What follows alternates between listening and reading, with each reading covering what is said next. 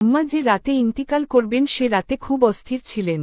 নিজেই ছাদ থেকে শুকনো কাপড় এনে ভাঁজ করলেন। বিদেশে থাকা 2 মেয়ের সাথে ভিডিও কল করলেন, বিদায় নিলেন এমনভাবে যেন আর দেখা হবে না কখনো। ভাগ্যের জোরে আমি দেশে ছিলাম। আব্বার কাছে মাফ চেয়ে নিলেন। রাত 3টার দিকে আমাকে আর মেজ ভাইয়াকে ডাকলেন। অনেক কথা বললেন। পরদিন সকালে ভাইয়ার চাকরিতে দূরে যাওয়ার কথা।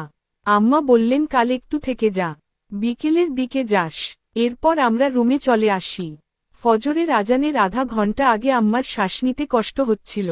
আমি কোলে করে বেকনিতে আনি ফ্রেশ বাতাসের জন্য। বারবার বলতে থাকি মা একটু শ্বাস নেয়ার চেষ্টা করো। তিনি বারবার বললেন না, সেটার সময় শেষ, চলে যেতে হবে। এরপর উনি কালিমা পড়ে ইস্তিগফার করতে করতে সিজদায় চলে গেলেন। আমরা উনাকে বসিয়ে পিঠ মালিশ করছিলাম। তখন দুলাভাই দরজায় দাঁড়িয়ে ছিলেন। উনি মুফতি। আম্মা দুলাভাইকে জিজ্ঞেস করলেন এখন কি সূরা ইয়াসিন পড়ার সময় হয়েছে। একটু পরে ঘরের দক্ষিণ কোণায় ছাদের দিকে তাকিয়ে বললেন আপনারা আসেন। এর একটু পরেই ভাইয়া আর আমার বুকে আম্মা শেষ নিঃশ্বাস ত্যাগ করেন। আমি এত সুন্দর মৃত্যু কখনো দেখিনি, কল্পনাও করতে পারি না। Copyright Mohammad schedule Mustafa.